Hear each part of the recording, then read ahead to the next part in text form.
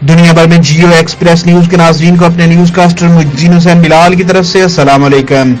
خبر شامل کرتے ہیں منڈی بہاؤالدین سے، جہاں گڑا محلہ کا رہائشی نوجوان نہر میں ڈوب کر زندگی کی بازی ہار گیا۔ منڈی بہاؤالدین کے گڑا محلہ کا نوجوان محمد عمر گزشتہ روز تین نہری پہ نہانے گیا اور واپس نہ آ سکا۔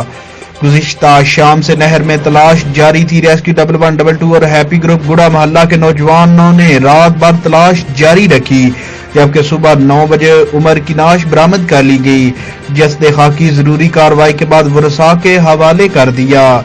محلہ گڑا کے مبشر حسین نے بتایا کہ گزشتہ روز مغرب کے وقت سے عمر کی تلاش جاری تھی۔